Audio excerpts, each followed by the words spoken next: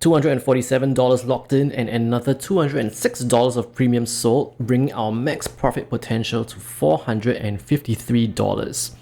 It's after the market closed on Wednesday, 12th January, and a good start for Project Booster into 2022. I'm going to cover what I did to the position as well as new profit calculations, so please stay tuned. Just a quick recap, Project Booster is my attempt to buy 100 shares of Johnson & Johnson stock at a lower price than $168.23, which is what it was trading at on 17 December. I made a full video explaining the strategy of selling puts and all the initial calculations. That's available at the link at the top right of your screen or in the description below. So previously, we sold a put at the 165 strike, expiring on 21st January for a total premium of $247. That's for 100 shares. JNJ had back-to-back down days on Tuesday and Wednesday, which presented a great opportunity to perform a roll. A roll is basically buying back the current position and selling a new position, usually further out in time. What I did was buy back that January position and sold a new $165 put for 18th February for a $206 credit. If that sounds confusing, don't worry, I'll be walking through how to do all this at the end of the video. Usually when people talk about rolling options, is in the context of defending a position that has gone against them, i.e. they're losing money.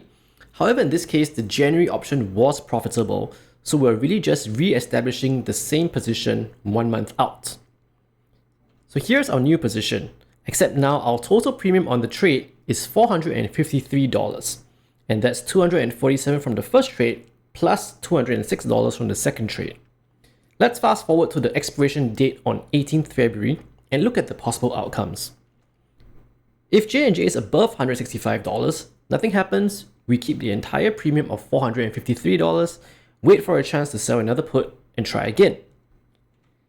If JNJ is below $165, then we're obliged to buy 100 shares at $165 for a total of $16,500. After we take into account the premium collected and divide by 100 shares, our cost basis comes down to $160.47. So we have successfully bought JNJ at a lower price than $168 on 17 September. Remember that the comparison is always versus the day of buying stock. So here we can see that not only do we get nearly an $8 discount, but we also get a slightly higher dividend yield as well.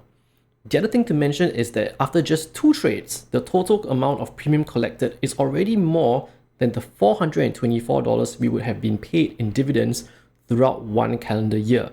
All this without even buying any stock. Alright, that is the strategy update. I'm going to hop onto the Tastyworks platform and show you how the trade was executed and how this new position looks live. Here we are in the platform and you can see my JNJ position now says option with a roll. This indicates that the position has been rolled and is no longer the original position that we put on.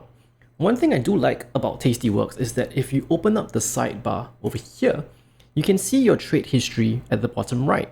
So we can see the original trade that we put on in December for $247, as well as the new position put on 12th January for $2.06.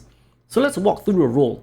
There are 2 ways to do this. The easiest way is to just right click on the position, go to roll expirations, and find the new date that you want to roll to. For demonstration purposes, let's look at the 19th of March.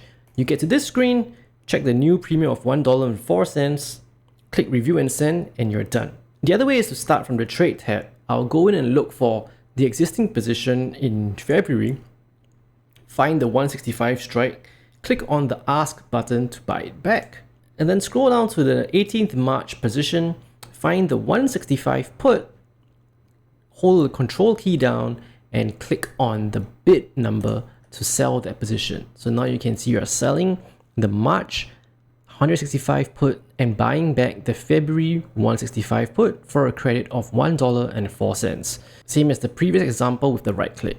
Once again, you just click review and send and you're done. Now you have a new put option in the new month. In this case, it would have been March. So that's how it's done. I hope that the strategy and technical parts both make sense. If any part was unclear, please drop me a comment and I will definitely answer it the best I can. That's it for this unexpected midweek update. Regular portfolio review coming this weekend. Until then, take care and invest safely.